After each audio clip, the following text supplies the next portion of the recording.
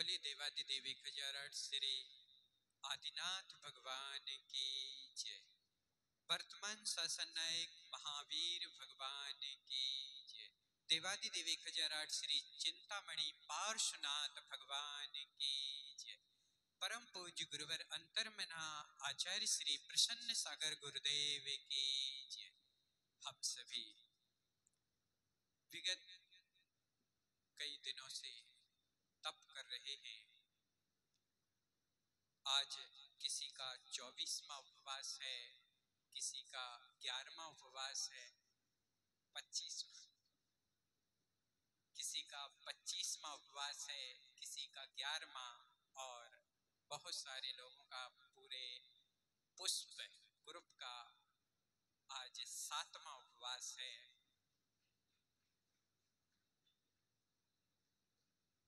बहुत से लोगों का एकासन चल रहा है,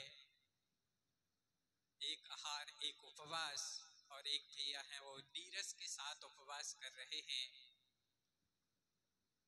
आज तप धर्म का दिन है और हम सभी यहाँ पर तप करने को एक महान तपस्वी के चरणों में एकत्रित हुए हैं।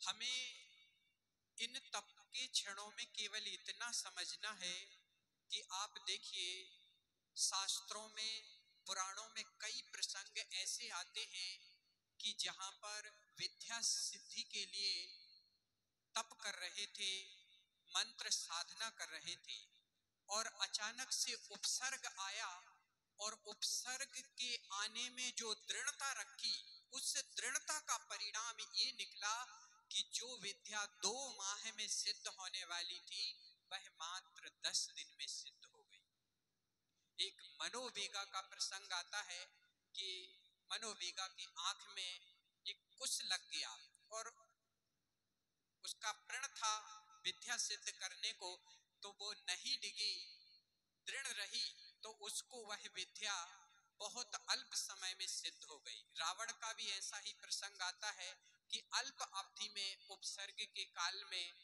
उसको विद्या शीघ्रता से सिद्ध हो गई। यह सब मैं आपको क्यों बता रहा हूं? इसलिए बता रहा हूं कि आप लोग उपवास कर रहे हैं, और उपवास करने में हमारी शक्ति क्षीण हो जाती है, तो कोई भी धार्मिक क्रिया करने में वो उत्साह नहीं रह जाता जो हमें चाहिए। तो आप देखिए, इतना केवल हमें समझना है कि जो विधि कही गई है वो 4 प्रकार की बतलाई गई।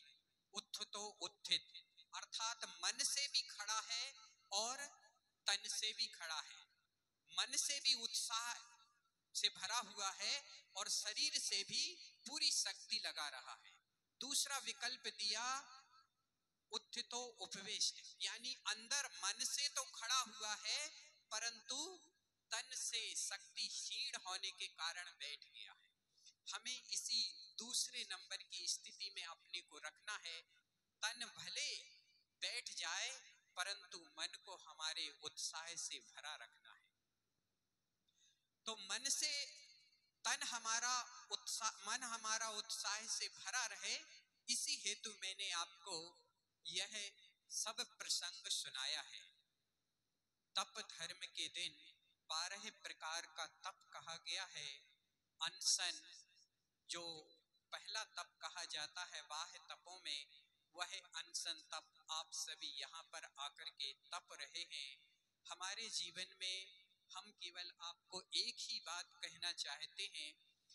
जीवन पाने का एक ही उद्देश्य होता है कि हम अपनी प्रतिदिन की क्रियाओं में जो भी क्रिया करते हैं 1% का सुधार करें। बहुत ज्यादा सुधार करने की जरूरत नहीं है। केवल 1% भी यदि आप अपनी क्रियाओं में सुधार करते हैं, तो निश्चित मानिए एक दिन इतना सुधार हो जाएगा कि आप स्वयं सिद्धत्व को प्राप्त कर लेंगे। केवल 1% सुधार करना है, और 1% सुधार में हम इतने सुधर जाएंगे कि परमात्मा के समकक्ष खड़े होंगे। हमारे जीवन का तप के माध्यम से सुधार हो।